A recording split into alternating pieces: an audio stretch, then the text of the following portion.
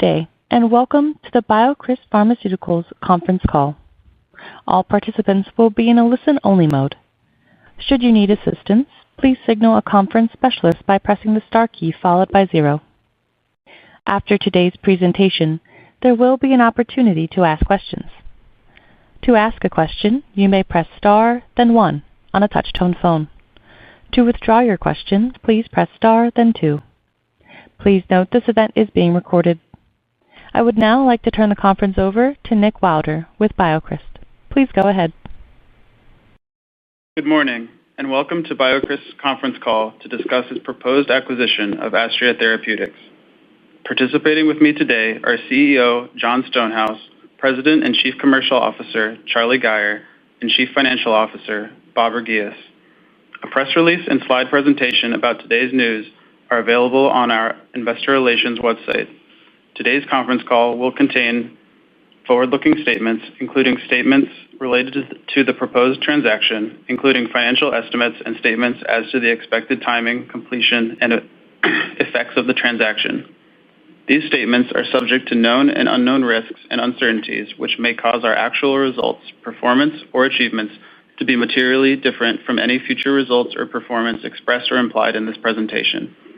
For additional information, including a detailed discussion of these risks, please refer to slides 2 and 3 of the presentation. I'd now like to turn the call over to Jon Stonehouse. Thanks, Nick.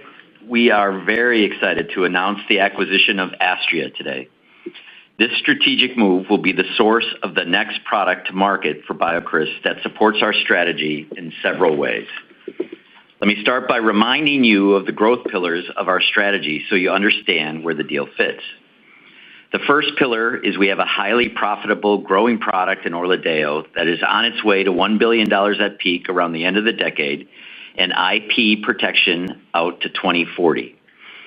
ORLADEYO is the source of double-digit revenue growth for the next few years before we bring other products to market. The other two pillars are intended to answer, so what comes after ORLADEYO?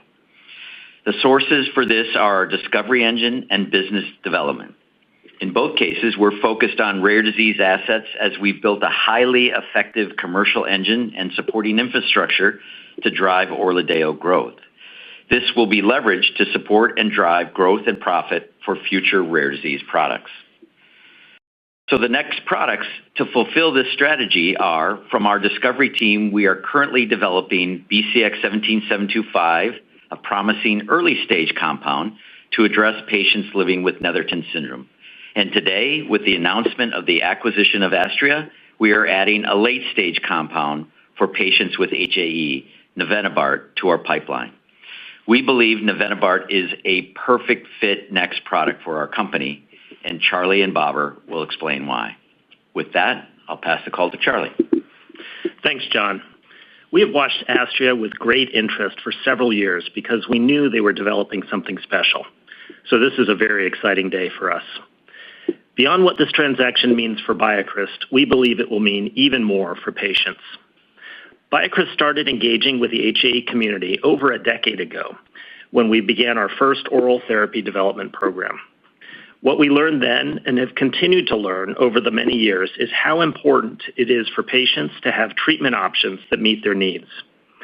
With ORLADEYO, it was the promise of a safe and effective targeted oral therapy to prevent attacks. And we are grateful to the patient community because we would not have succeeded without their support and encouragement. ORLADEYO continues to grow as expected. We had another strong quarter for demand in Q3, in line with what we have seen over the past 2 years, with no impact from new competition. This tells us what we already know from our deep market insight work. Patients only switch therapy if another option satisfies an unmet need in a meaningful way. We believe navenibart is a potentially transformative therapy that will meet the needs of many patients, particularly those who are already on injectable prophylaxis therapy. That's about 5,000 HAE patients in the United States alone. The potential for navenibart to be transformative is especially true for patients on Takhzyro, the current market leader. Takhzyro is a very effective drug, and Takhzyro and ORLADEYO have established kallikrein inhibition as the standard for HAE prophylaxis. But roughly 70 to 80% of patients on Takhzyro require injections every 2 weeks based on real-world data presented by the manufacturer. A sizable proportion of patients are willing to treat that way despite a high rate of injection pain because the treatment controls their attacks. But what if they could control their attacks with similar efficacy with an injection that doesn't hurt and do it 2 to 4 times per year instead of 24 or even 12 times per year? Low dosing frequency is the main remaining unmet need identified by HAE patients and their physicians. And they see every 3-month dosing as the tipping point that would motivate a switch. That is the potential of navenibart. The opportunity to bring this potentially best-in-class product to patients is incredibly exciting for us. We believe our team at BioCryst is second to none in terms of commercial execution in the rare disease and HAE space. Our team has deep HAE experience. We have the ability to use real-time customer data. We have the ability to market directly to thousands of HAE patients and HAE treaters. This experience and expertise will allow us to accelerate the launch curve for navenibart and help the greatest number of patients, even as ORLADEYO reaches and maintains peak revenue of $1 billion. With the two products together, we believe our HAE portfolio could drive double-digit annual revenue growth that will reach at least $1.8 billion by 2033. I'll turn it over to Babar to describe this transaction in more detail and how it will be transformative for BioCryst. Thanks, Charlie. On our last earnings call, right after we announced the sale of our European business, we emphasized the role of BD as one of our key growth pillars, which John described earlier. We shared that this growth could come from both HAE and non-HAE opportunities, as our plan is to be a rare disease consolidator. We said that the first deal needs to make very clear strategic sense. And while finding the right opportunity can take some time, I am thrilled that our first transaction checks all the strategic boxes and timing could not be more perfect. ORLADEYO continues to deliver strong performance, and with a steady-state cost structure, every dollar of growth is now contributing significantly to our operating profitability and cash flow generation. With the addition of navenibart to our portfolio upon closing of the transaction, we will be poised to deliver double-digit growth upon potential approval, and more impressively, on a significantly larger revenue base. We expect very minimal incremental SG&A investment required to commercialize navenibart, as we have put in place already one of the best commercial engines in the rare disease space. That low investment combined with accelerated revenue is expected to supercharge our earnings growth well into the next decade. Let me comment on the near-term financial impact of the acquisition. We have shared with you that with the closing of the sale of our European business, our cost structure will be simplified, and our operating profitability on our standalone basis is expected to significantly improve. So even after absorbing the R&D development spend of navenibart, we will remain highly profitable on a non-GAAP basis and cash flow positive. We expect the first full year of revenue after navenibart's anticipated launch, we will be significantly accretive to operating profit. We will guide to the relevant combined numbers post-closing of the transaction, which is expected in Q1 of 2026. We will be financing this acquisition with a mix of BioCryst equity issued to Astria shareholders to enable them to participate in the upside here, and the remainder with cash. With the sale of our European business, we have retired the remaining Pharmakon debt of approximately $200 million. To finance this new acquisition, we have entered into a strategic financing partnership with Blackstone at a highly attractive cost of capital, with access to up to $400 million of cash for this transaction. Due to our continued growth behind ORLADEYO and improving cash flow profile, we anticipate to achieve over $1 billion of cash on hand by 2029. Our plan is to continue our strategy of becoming a rare disease consolidator, and the partnership with Blackstone provides us with further access to capital. This acquisition timing is perfect, as we are hitting so many critical milestones for the business. But most importantly, I'm excited about what this means for the patients. We are uniquely positioned to continue the growth of ORLADEYO and accelerate the vision of navenibart, meeting the needs of patients with multiple therapeutic options. We will now open the call for Q&A. We will now begin the question and answer session. To ask a question, you may press star, then 1 on your touch-tone phone. If you are using a speakerphone, please pick up your handset before pressing the keys. If at any time your question has been addressed and you would like to withdraw your question, please press star, then 2. At this time, we will pause momentarily to assemble our roster. The first question today comes from Jessica Fye with JP Morgan. Please go ahead.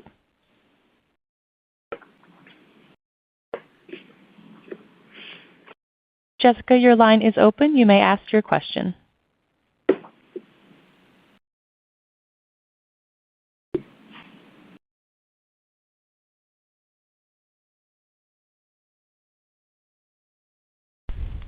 Operator, you can go to the next question.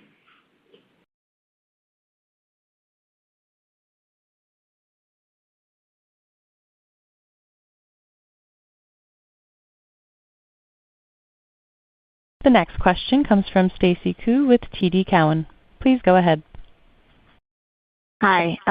Congratulations on this announcement, and thanks so much for taking our questions. So first, just curious, because we've been getting some investor feedback and questions. There is some precedence with Shire's acquisition of Dyax, but just comment maybe high level, your level of confidence, what you all are putting together, maybe the differences between oral and injectable and the market space, and let's say separation there as we think about the Q1 closing. So that's the first question.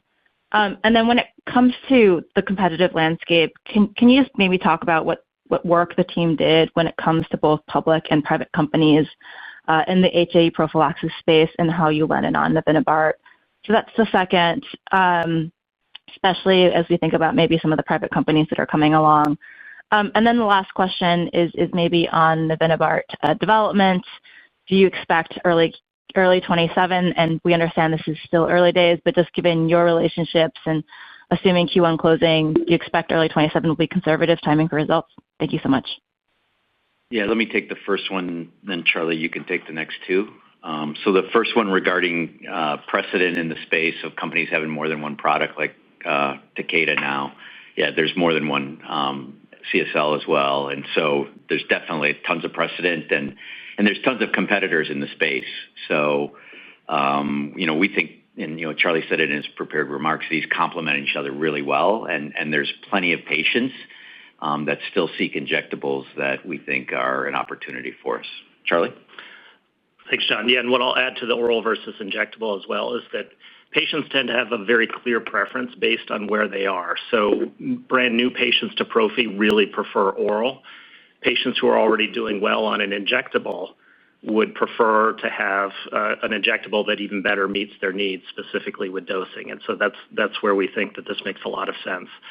As far as the landscape for competition, as I mentioned in my prepared remarks, the real tipping point for patients on injectable therapy today that would make them switch is every 3-month dosing or better. And we think that navenibart with a known profile with that potential for 3 to even 6-month dosing, and the fact that they're off to a good start with their clinical program gives this product a first mover advantage. And so as we've looked at other products, we think that navenibart is likely to be the first one to launch with that profile. And then, sorry, Stacy, I forgot your... The last one was top-line data in early 2020. Yeah, so we think that, again, Astria's got a very strong team. They're doing all the right things. So early 2027 data will be great. Of course, when we're able to complete this transaction, we have a lot of experience as well, and we'll do whatever we can to keep that timeline or improve it if we can. And Stacy, the last thing that I'd say on your second question is this is a sticky market, as you very well know, and that first mover advantage, if you've got patients that are well controlled with really convenient dosing, they're not going to switch to something that has similar dosing. Okay, wonderful. Well, congratulations. We obviously done a lot of work in the HAE space and also really like Astria, so thanks. Great, thank you. The next question comes from Laura Chico with Wedbush Securities. Please go ahead. Good morning. Thanks very much for the question and congrats on the deal. I'm not sure who to direct the question to, John, Babar. But could you talk a little bit more about the downstream revenue opportunity for navenibart and kind of how you're building your assumptions there on the market opportunity and just kind of the overall peak assumptions? And then secondly, could you share any color on whether this was a competitive process? Thank you. So I think on the revenue, as we have shared with you, ORLADEYO continues its trend to be a billion-dollar product. Naturally, we have a very high level of confidence on the navenibart product, and so at this point, we're not sharing any projections. But what I can share with you very confidently is beyond it, navenibart starts to hit our profile right when the growth for ORLADEYO comes to a steady state. So that enables us to basically build onto that double-digit growth and well into the next decade. So I think we are very confident that with the machinery that we have put in place, we will absolutely deliver on that double-digit growth. And on the second question around competitive process, the proxy will go out from Astria, and you'll know the details of the process. Thanks very much, guys. Congrats. Thank you. The next question comes from Steven Seedhouse with Cantor. Please go ahead. Good morning. Thanks for taking the question. Congratulations on the proposed deal. Two questions. One is, I guess I'm interested or maybe even surprised that you're not planning to develop the OX40 antibody that you're getting from Astria here as well. Is that because it doesn't fit in the sort of orphan disease strategic focus, or is there something else to say there? And then also would ask you to sort of expand your comments on just appetite for additional deals after this. Where does this leave you in terms of what you're thinking about in terms of being acquisitive going forward? Yeah, so I'll take the first one. Babar will take the second. On OX40, we think it's a really interesting product, but it's not rare disease, and it's better in the hands of somebody that's in that area. So that's the reason. That's the rationale. So you're correct. Babar? Yeah, so I think we've done a very transformative major acquisition. So our first plan is to make sure that we make navenibart the priority and integrate this acquisition well.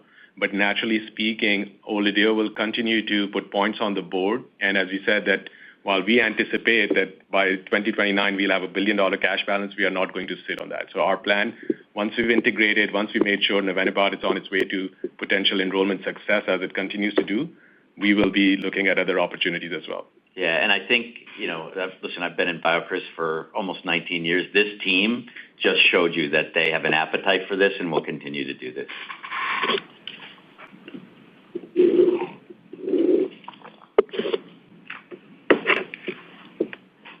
The next question comes from Brian Abrams with RBC Capital Markets. Please go ahead. Hey, guys. Good morning. Thanks for taking my questions and congrats on the deal.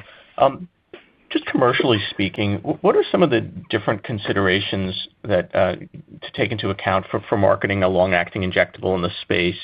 It sounds like there's going to be limited additional SG&A spend, but I'm just curious how that might adjust and where you might be making the commercial investments.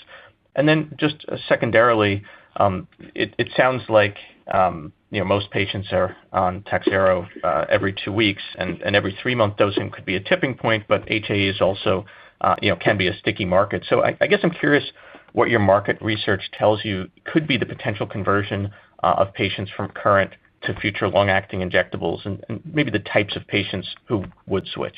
Thanks.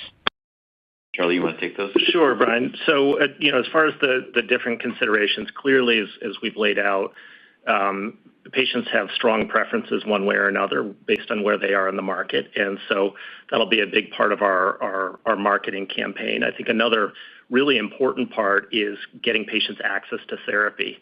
And we've built what we think is also a second-to-none program with helping patients with patient services and market access. We've done a great job with ORLADEYO, and we would expect to do a great job with navenibart, given our services and the profile of the product. And as far as additional investments, we continue to believe we have the sales force that is the right size out there. We've got a great marketing team. There'll be incremental investments as we continue to grow with ORLADEYO on the patient services and market access side. But there really don't need to be huge investments. One thing we do also very well is develop real-world evidence around our product. And we would expect to do that in the future with navenibart. It's been an important part of our ORLADEYO story. It would be an important part of navenibart as well in the future. I mean, here's a simple exercise for those of you that cover Astria as well, is you take our model with the growth of SG&A that you have planned, and you take the revenue from navenibart, and you take the development cost for navenibart, and that's it, and run that model. Thanks. Yep. The next question comes from John Wallenben with Citizens. Please go ahead. Hey, good morning, guys, and congrats on the transaction. Wondering if you could talk a little bit about the confidence you have around Astria's early data set being relatively small and open label, and what you anticipate to see in a phase 3 profile, and if you think these impressive efficacy rates will stand up, or is this going to be the longer duration driving adoption, or if it's going to be a competitive profile. So just if you could talk a little bit about what you want to see in a target product profile coming out of a phase 3 trial. Yeah, thanks, John. We're very impressed with the early data from Astria. And if you recall, going back to lanadelumab in the early days, lanadelumab also showed very impressive early data in a phase 1b study. So there's a real analog to what Astria shows, the difference being, of course, navenibart has the 3 to 6 month dosing, and the greater than 90% attack reduction across both doses is very impressive to us. So where we think the need for efficacy in the market is largely met across the board. For some patients, if they don't get efficacy on one product, they have other options, which is great for patients, and they move. But the market isn't looking for more efficacy. What it's looking for is less burdensome dosing. And that's what navenibart has the potential to provide with every 3 to 6 month dosing. And what we've seen in our market research, again, is that 3-month profile with very low to no injection site pain is really something that gets patients' attention, and we think is a tipping point to what will make them switch. And Charlie, the projections you guys gave out today, is that assuming just that every 3 month works, or that the 6 month works as well, or is that an upside scenario to what you guys are thinking about? No, it's really a blend of both, but 3 months alone is the really significant thing. 6 months is just icing on the cake. Got it. All right. Thanks, Charlie. The next question comes from Gena Wang with Barclays. Please go ahead. Thank you for taking my questions. Also, congrats on the deal. So maybe 2 questions regarding one is, what will be additional clinical trial cost before the data readout in early 2027? And the second, when I look at the phase 3 trial design, they do have 3 cohorts, and there was a placebo. So total trial size is relatively small. Maybe if you can share a little bit thoughts on the trial design, is that any cohort positive or pooled 3 cohorts versus placebo to be positive, and that will claim positive outcome. So if you can share a little bit more color on the alpha orbit clinical trial design and then maybe some assumption behind it. Barbara, you want to take the first one on the cost, and Charlie, you take the trial design? Yeah. So, Gena, thanks for the question. So we will not be naturally giving guidance as to the projections of the spend right now because the transaction is still pending approvals. Once the transaction closes, we will be back and revise the operating guidance for 2026 when we are ready to do so. Having said that, as I said before as well, that with the divestiture of the European business, our standalone business is going to deliver strong operating profit growth. And even when we add the development spend, when we will guide you at the right time, you'll see our profitability will remain quite strong. So maybe I'll hand it to Charlie for the second question. Sure. We think that the Astria team's been really smart in how they've designed this trial, given the precedence in the HAE space, but also given the newness of every 3 to 6 month dosing. So based on the likely efficacy of this product, we think that all 3 cohorts are likely to show statistical significance. The key is just getting them all enrolled, and we think that the Astria team's off to a really good start on this. Thank you. As a reminder, if you would like to join the question queue, please press star, then 1. The next question comes from Maury Raycroft with Jefferies. Please go ahead. Hi, good morning. Congrats on the update, and thanks for taking my question. Maybe just a follow-up to just how you're thinking about the $1.8 billion assumptions there.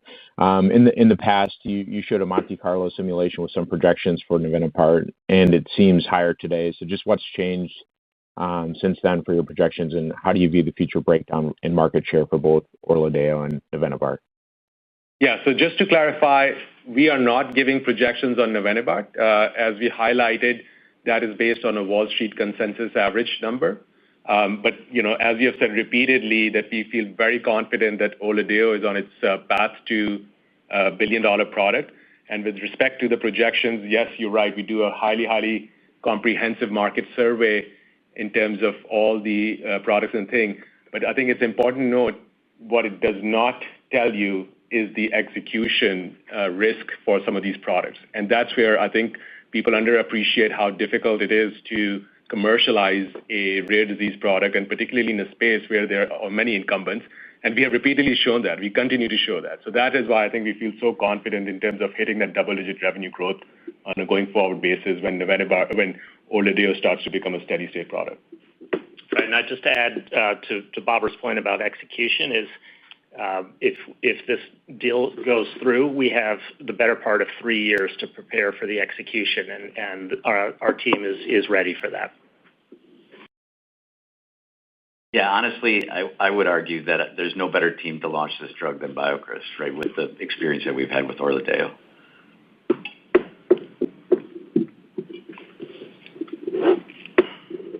The next question comes from Serge Belanger with Needham & Co. Please go ahead. Hi, good morning, everyone. This is John on for Serge today. Congrats on the acquisition. I just wanted to double-click on the commercial dynamics between ORLADEYO and navenibart. That is, if navenibart is approved, would you expect any potential pressure to ORLADEYO, considering the improvements in dosing and the levels of efficacy that navenibart could provide, even considering the stickiness between the market segments? And then second, quickly, if you could provide any color on the IP landscape for navenibart right now, that'd be great. Thanks. Sure. Thanks, John. On the first question, with any pressure between the two, what we've shown repeatedly and described repeatedly is that when patients start ORLADEYO, 60% of them make it to a year because they're doing really well, and very few of them drop off after that. So we expect that dynamic to continue. We think the great opportunity potentially with navenibart is those other 40% may choose to move over to an every 3 or 6 month dosing with navenibart. So we don't expect pressure on ORLADEYO. We expect that the two products can offer patients what they need in an oral or in an injectable setting. And as far as the IP landscape, we're very comfortable with their IP out to 2042. Yeah, and that was a key component in the diligence process.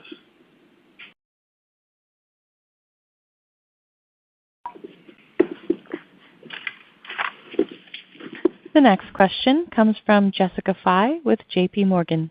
Please go ahead. Hey, guys. Good morning. Thanks for taking the question. Can you speak to your confidence that the FTC will be comfortable with this transaction? Thank you. Yeah, we have no reason to believe that we won't be successful with the regulators, and there's tons of competitors in the market currently, and there's more coming, so very confident. Sorry we lost you there, by the way. Thank you. This concludes our question and answer session. I would like to turn the conference back over for any closing remarks.